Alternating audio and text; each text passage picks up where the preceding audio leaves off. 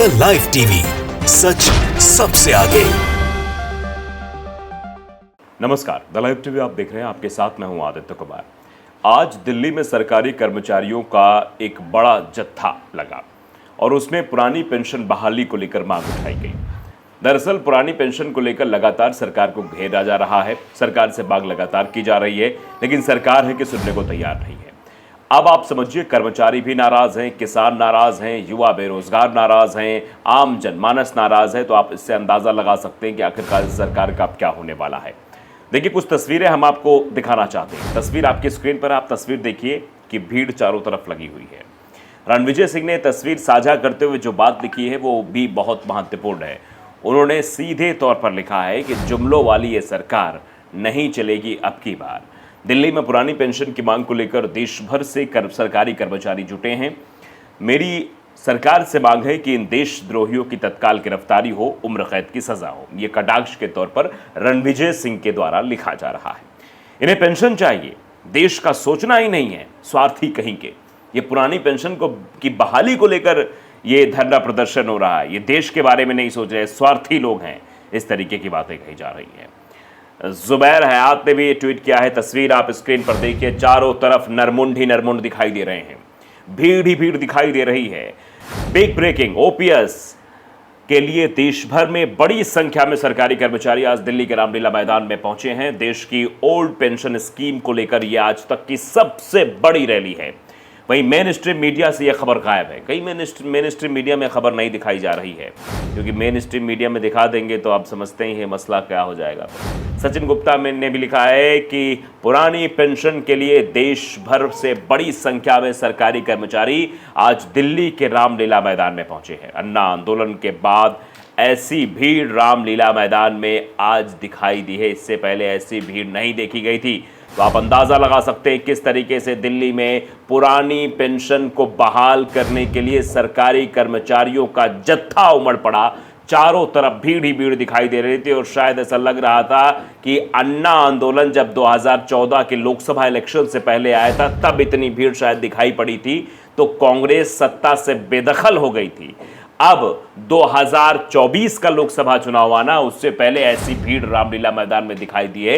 क्या वो संकेत तो नहीं दे रही है कि आने वाले समय में सत्ता परिवर्तन होने वाला है? अगर उस लिहाज से देखें, 2013 का जो अन्ना आंदोलन था उस हिसाब से अगर देखें तो हिसाब से तो ये लग रहा है कि हाँ, बहुत बड़ा बदलाव होने वाला है इस बार 2024 के लोकसभा चुनाव में।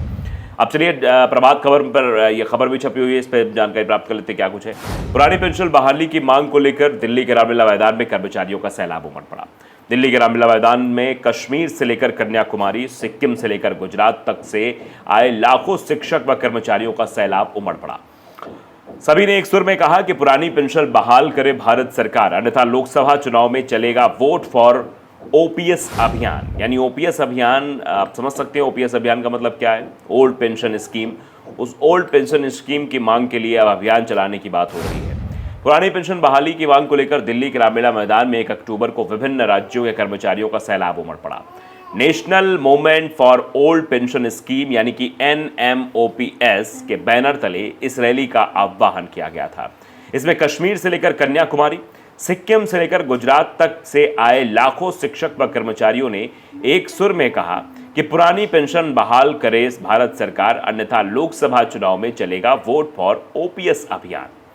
पुरानी पेंशन बहाली की मांग को लेकर रामलीला मैदान में आयोजित रैली में 2 दिन पहले से ही विभिन्न राज्यों के कर्मचारी व उनके नेता पहुंचे शुरू हो गए थे। रविवार 1 अक्टूबर को भी शिक्षक व कर्मचारी रामलीला मैदान में पहुंचना शुरू हो गए थे। Delhi railway station, bus station से रामलीला मैदान की ओर जाने वाली सड़कों पर NMOPS ATAWA की टोपी लगाए हुए शिक्षक व कर्मचारी दिख रहे थे। कर्मचारी न्यू पेंशन स्कीम यानी कि NPS, निजीकरण, भारत छोड़ो, पुरानी पेंशन बहाल करो, NMOPS जिंदाबाद, अटेवा जिंदाबाद के नारे लगा रहे थे। अलग राज्यों के कर्मचारियों ने अपने अपने अंदाज में सरकार से पुरानी पेंशन बहाली की मांग कर रहे थे। एनएमओपीएस के राष्ट्रीय अध्यक्ष व पेंशन पुरुष विजय बंधु ने पेंशन शंखनाद महारैली को संबोधित करते हुए कहा कि जब पश्चिम बंगाल, राजस्थान, छत्तीसगढ़, झारखंड, पंजाब, हिमाचल प्रदेश जैसे राज्यों की पुरानी पेंशन व्यवस्था बहाल कर सकते हैं तो राज्य विश्व में आज भारत आर्थिक महाशक्ति के रूप में स्थापित हो चुका है। वो अपने कर्मचारियों को पेंशन क्यों नहीं दे सकता? अगर सरकार ने पुरानी पेंशन व्यवस्था बहाल नहीं की तो आने वाले चुनाव में वोट फॉर ओपीएस अभियान चलाकर पुरानी पेंशन बहाल कराएंगे।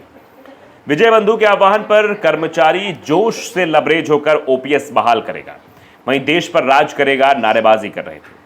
कर्मचारी रंग बिरंगी टी शर्ट पहनकर पुरानी पेंशन बहाली के नारे लगा रहे थे। रामलीला मैदान की तैयारी दिल्ली एनएमओपीएस के संरक्षक बीएन सिंह और दिल्ली एनएमओपीएस के अध्यक्ष अजय वीर यादव ने संभाल रखी थी। रैली को संबोधित करते हुए तेलंगाना से आए एनएमओपीएस के राष्ट्रीय महासचिव स्थित प्रज्ञ ने कहा कि पुरानी पेंशन बहाली के लिए पूरा देश एकजुट हो रहा है। अब देश का शिक्षक व कर्मचारी जाग गया है, वो पेंशन लेकर ही रहेगा, चाहे उसके लिए उसे कुछ भी करना पड़े। रैली का सफल संचालन एनएमओपीएस के सचिव डॉक्टर नीरज पति त्रिपाठी ने किया। एनएमओपीएस हिमाचल प्रदेश के अध्यक्ष प्रदीप ठाकुर ने कहा कि हिमाचल प्रदेश के चुनाव में पुरानी पेंशन बहाली का मुद्दा लोगों के सर चढ़कर बोल रहा था। हिमाचल प्रदेश के प्रत्येक नागरिक ने पुरानी पेंशन बहाल कराने की शपथ ली थी और उन्होंने अपनी शपथ पूरी की। राजस्थान एनएमओपीएस के प्रदेश अध्यक्ष कोजाराम सियाग ने कहा कि मुख्यमंत्री अशोक गहलोत ने पुरानी पेंशन बहाल कर पूरे देश में एक आदर्श उदाहरण प्रस्तुत किया है। हरियाणा पेंशन बहाली संघर्ष समिति के अध्यक्ष विजेंद्र धारीवाल ने कहा कि पुरानी पेंशन जीवन मरण का प्रश्न है, इसलिए हरियाणा में होने वाले चुनाव में कर्मचारी पुरानी पेंशन का मुद्दा बनाएगा। एनएमओपीएस उड़ीसा के सुशांत पांडा ने कहा कि दिल्ली में पूरे देश के कर्मचारियों ने पुरानी पेंशन बहाली के लिए जो एकजुटता दिखाई है, इसी एकजुटता से पुरानी पेंशन बहाल होगी। तो ये एकजुटता की वजह से ये पुरानी पेंशन बहाल होगी।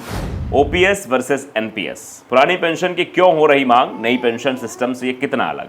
दिल्ली में प्रदर्शन कर रहे लाखों कर्मचारी। 1 अक्टूबर 2023 को दिल्ली के रामलीला मैदान में सरकारी कर्मचारी भारी संख्या में जुटे हुए हैं। सरकारी कर्मचारियों की मांग है कि इसे दोबारा से लागू किया जाए।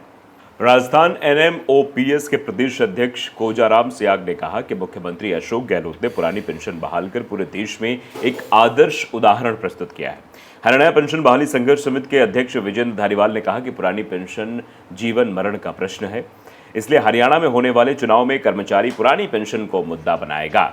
एनएमओपीएस उड़ीसा के सुशांत पांडा ने कहा कि दिल्ली में पूरे देश के कर्मचारियों ने पुरानी पेंशन बहाली के लिए जो एकजुटता दिखाई है, इसी एकजुटता से पुरानी पेंशन बहाल होगी।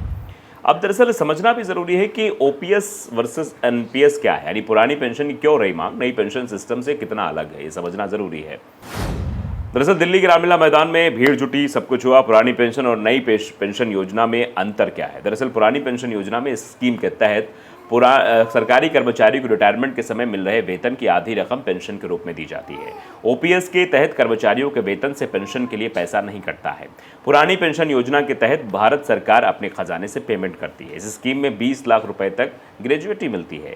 इसमें जनरल प्रोविडेंट फंड का प्रावधान है। इसमें 6 महीने बाद महंगाई भत्ता बढ़ाने का भी प्रावधान है।